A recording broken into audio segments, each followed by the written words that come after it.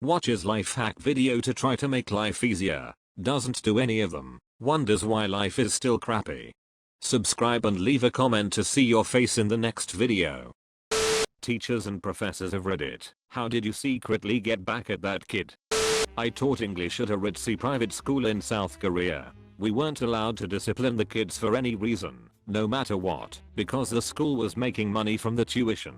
For the most part the kids, grade 5 to 6, were pretty good, but there was this one kid.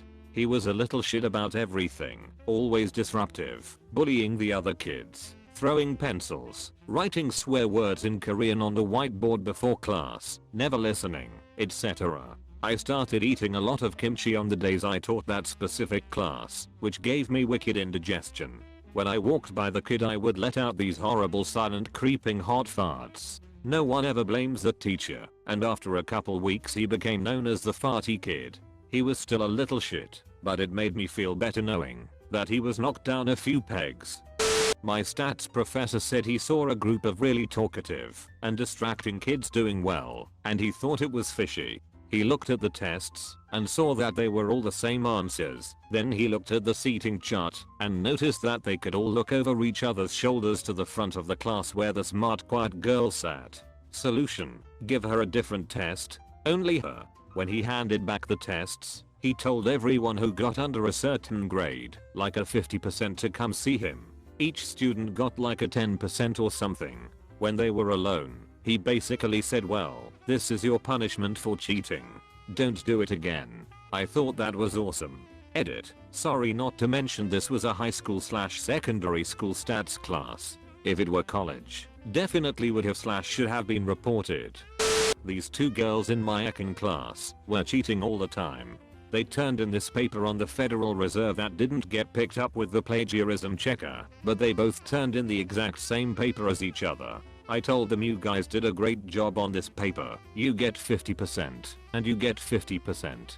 In retrospect, I shouldn't have done it in front of the class. I had a teacher who had this policy for every assignment. It sucks being on the other end, especially when you actually didn't cheat. You don't get a trial or an opportunity to defend yourself or anything. You don't even find out the names of who you allegedly cheated with. You just find out weeks later that you got a 33% on some homework assignment because you were allegedly cheating with a couple people. There was a kid in my class who always was cheating on my tests and quizzes. I caught him several times and contacted the parents, but nothing was ever really done about it, aside from the fact that he got zeros if I caught him. I don't think his mom ever really believed he was cheating as much as he was, and there were plenty of times I probably didn't catch him. Once on the midterm, he missed the test. He came back the day I gave the kid their scores back, which also had the answers, but not the questions. I saw him sneakily talking to his friends and they gave him their papers that had the answers on them.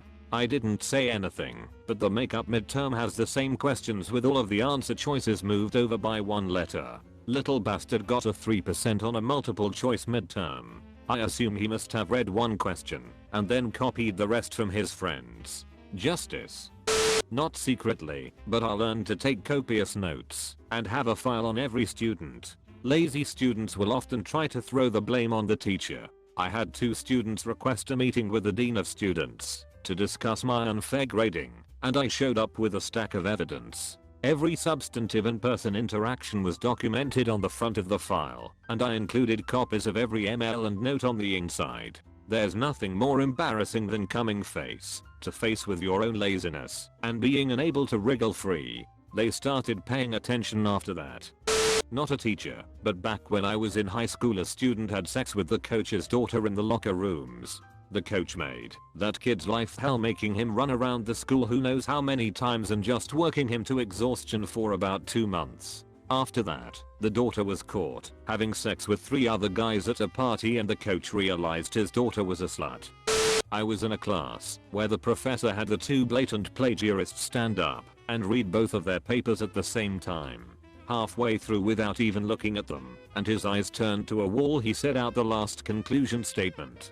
Turns out they stole from his own body of work and they changed just enough of the paper to make it past the checker, but he reads every paper anyways. It was the most awkward and hilarious thing I have watched to this day. He then told them that each paper they wrote would be read out loud by them after each submission and he would personally grade their papers. They also had to sit at the front and he would call on them with every open-ended question first. To be clear, he was furious that these two stole from him, call it their ideas, change it into a weaker structure, and complain about their low grade. He crushed them. It was great. My favorite English teacher once led a discussion about Vietnam War novel The Things They carried into a discussion about drugs and paranoia in order to fuck with the dude that always showed up to class high. She didn't look at him once, just kept saying stuff to fuck with him, while, might I add, actually leading a very interesting conversation about drug abuse in Vietnam. I was sitting across the room from him, and he looked like he was dying. I was baked sitting in my high school history class and we were working on some individual textbook work, and she came up behind me, made some weird noise in my ear, then looked me in the eyes and asked how my day was going. I shat a brick. High school teacher here had a little shit of a kid we'll call Anthony. Complained about everything, did no work whatsoever, talked shit about everyone, made fun of kids with disabilities, you name it. And, of course, he was always the first to start shrieking that he was the victim in every situation.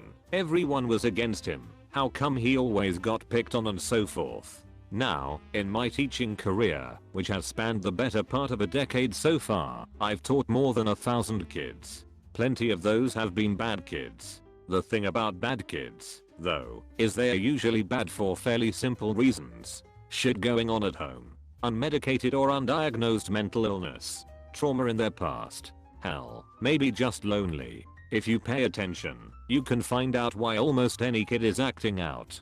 That said, out of 1,000 plus kids, I've encountered maybe 10 who are genuinely broken people. You could call them sociopaths. No trace of empathy, no trace of conscience or even inner life.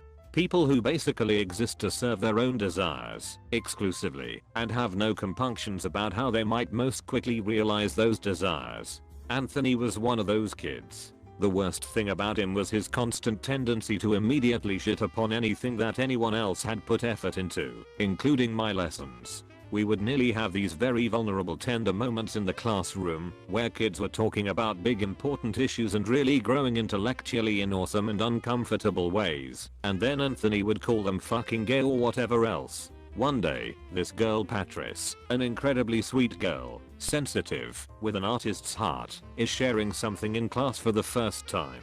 Visibly nervous, shaky voice. Anthony, of course, begins making fun of her hair, her glasses, her face. Loud enough that it's plausibly a whisper, but loud enough so that we can all hear what he's saying. I start walking toward his desk, but am interrupted when Patrice very calmly says, "Fuck you, Anthony." The entire class was dead silent. This girl never spoke, let alone swore, and she said it with such self-control. Everyone's eyes are on me, waiting for me to react. Anthony starts screaming, "Did you hear that? She said fuck. You always get me in trouble when I say fuck. This shit ain't fair. How this ugly bitch gonna?" I say huh. I didn't hear anything, turn back around, and continue the lesson. A few kids cheered. It felt really good. Not me, but this happened to my friends. Our bonus project in physics was making an egg mobile, a vehicle designed to move an egg using only the power of an elastic band. The mark you got for this project would replace the lowest test score you got on the unit tests during the year. Two of my friends worked together on one. One friend was average student, while the other friend was fairly smart, but pushy and argumentative, a real Steve Jobs type. They constructed their egg mobile out of Lego, and it did work. However, the physics teacher was a little tired of friend number 2 at this point of the year. The mark he gave was enough to give student 1 a nice boost. However, it was 1 point lower than student 2's lowest test score. We had the same project in school with the aim being to get the egg as far as possible, but our teacher failed to mention that the egg needed to survive the journey. After several kids making spectacular cars from Technics and Lego etc, I rocked up with my trebuchet egg and smashed all previous records.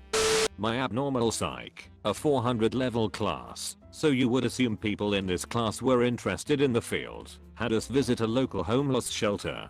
This was an accelerated night class, so classes were 4 hours long. She arranged for us to go during our normal class time. A few people in the class felt it was dumb or a waste of time, and bailed just as the tour was starting. The final exam for that class was about 4 questions that were very easy to answer if you stayed for the whole tour and absolutely impossible if you did not. A lot of the guys in my high school were dipped during school, chewing tobacco. Most of the teachers would just roll their eyes, tell them to spit it out, and confiscate the rest. A couple teachers that were known for punishing teens who were dipping and would go as far as suspending them for it. One of those teachers enjoyed fucking with her students. If she realized you were dipping, she'd give you an out. You could either admit to dipping and get sent to the office for disciplinary action, or you could drink from the spit bottle that you were pretending was a Coke. I saw too many classmates try to avoid punishment by taking a big swig, only to rush off to the bathroom to vomit. Can't say they didn't know the risk before they walked in though. I had a teacher that threatened something similar. If you were caught chewing bubblegum, you had to spit it into an old lunchbox he kept on a shelf, and then take out a random old piece of bubblegum and chew it for the rest of the class. Only saw it happen once though.